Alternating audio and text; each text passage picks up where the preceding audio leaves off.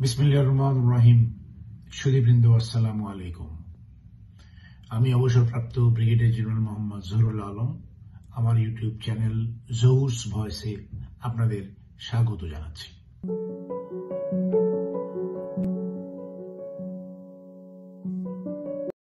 BDR বা পিলখানা হত্যাকাণ্ড প্রসঙ্গে চাঞ্চল্যকর ও লোমহর্ষক তথ্য প্রকাশ।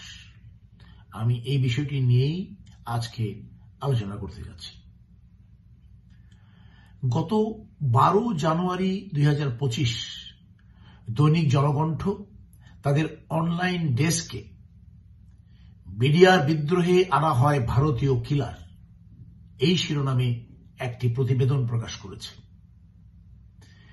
এছাড়া আমার দেশ পত্রিকা পিলখানা হত্যাকাণ্ড বিষয়ে তাদের একটি দীর্ঘ অনুসন্ধানী রিপোর্ট প্রকাশ করেছে, যার একটা ইংরেজি ভার্সন বা ইংরেজি রাইট আপ আমার হস্তগত হয়েছে। উভয় প্রতিবেদনেই রয়েছে লোমহর্ষক ও চাঞ্চল্যকর বেশ কিছু তথ্য, যা পড়লে সত্যিকার অর্থে বিচলিত হয়ে উঠতে হয় এবং শিউরে উঠতে হয়। মনে প্রশ্ন জাগে, এসব কি সত্যি নাকি সিনেমার ঘটনা? বিডিআর হত্যাকাণ্ডের কারণ, এর মাস্টারমাইন্ড কে এবং কাদের সাহায্য ও সহযোগিতা নিয়ে এই হত্যাকাণ্ড ঘটানো হয়েছে, উল্লেখিত প্রতিবেদনে তা তুলে ধরা হয়েছে। বলা হয়েছে যে এই হত্যাকাণ্ডের সাথে জড়িত ছিল ভারতের গোয়েন্দা সংস্থা র। ভারত থেকে ঢাকায় আনা হয় প্রশিক্ষিত কিলার গ্রুপ এবং হত্যার ষড়যন্ত্রের সাথে জড়িত ছিল স্বয়ং শেখ হাসিনা, মেজর জেনারেল তারেক সিদ্দিক, আওয়ামী লীগ নেতা শেখ সেলিম, জাহাঙ্গীর কবির নানক, মির্জা আজম, শেখ ফজলে নূর তাপস এবং সেনাবাহিনী ও পুলিশের কিছু কর্মকর্তা।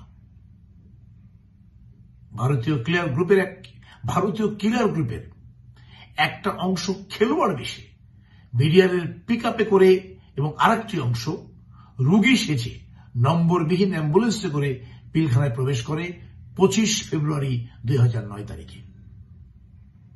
একই দিন রাতে নম্বরবিহীন অ্যাম্বুলেন্সে করে তারা পিলখানা ত্যাগও করে।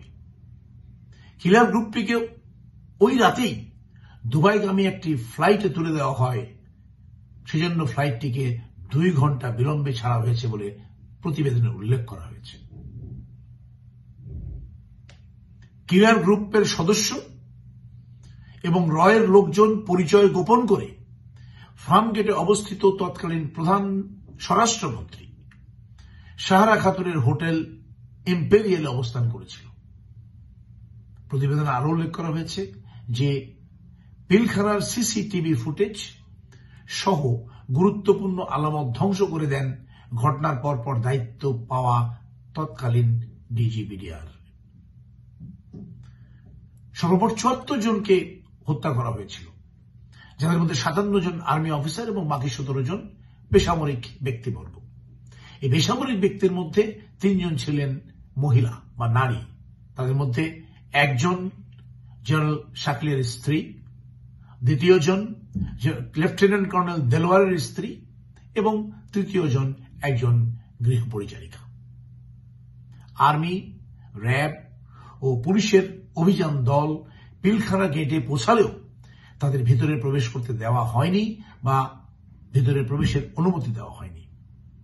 সেনা প্রধান হিসেবে জেনারেল মুইন ইউ আহমেদ বিডিআর হত্যা মোকাবেলা তথা সেনা কর্মকর্তাদের বাঁচাতে ব্যর্থ হয়েছেন বিধায় এই হত্যাকাণ্ডের দায় তিনি এড়াতে পারেন না বলেও উক্ত প্রতিবেদনে মন্তব্য করা হয়েছে।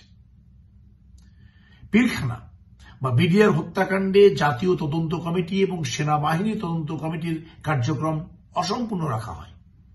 তদন্তে আওয়ামী লীগ নেতাদের সংশ্লিষ্টতা এবং তাদের নাম আসলেও স্বৈরাচার হাসিনা তাদের নাম তদন্ত রিপোর্টে অন্তর্ভুক্ত করতে দেয়নি এবং কমিটি তাদের জিজ্ঞাসাবাদ করতে চাইলে তারও অনুমতি দেওয়া হয়নি। পিলখানা বা বিডিআর হত্যাকাণ্ড ছিল ভারতের বাংলাদেশ বিরোধী সুদূর প্রসারী পরিকল্পনার একটা অংশ। ভারতের স্বার্থ সংশ্লিষ্ট যে কোনো কাজে প্রধান বাধা ছিল বাংলাদেশ সেনাবাহিনী এবং সেনা অফিসার কর্তৃক পরিচালিত বিডিআর।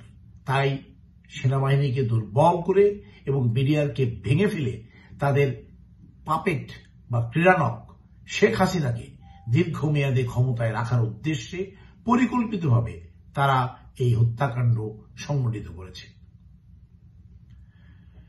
পিলখানা হত্যাকাণ্ড বাংলাদেশের ইতিহাসে একটা কালো অধ্যায় বা ডার্ক চ্যাপ্টার হিসেবে লিখিত থাকবে আজীবন। এই হত্যাকাণ্ড নিয়ে অনেকেই হয়তো অনুসন্ধানী রিপোর্ট তৈরি করেছে, ফলে অনেক খবর এখন প্রকাশিত হবে। তবে আমরা সরকার কর্তৃক গঠিত তদন্ত কমিশনের উপর আস্থা রাখতে চাই। আমরা ধৈর্য ধরে আর কটা দিন অপেক্ষা করব। আমার বিশ্বাস উক্ত তদন্ত কমিশন প্রকৃত সত্য উদ্ঘাটন করে অচিরে বা দ্রুত জাতির সামনে তা উপস্থাপন করবে। আমরা উদ্গ্রীব হয়ে আছি সত্যকে জানবার জন্য। সবাইকে ধন্যবাদ। আল্লাহ হাফেজ।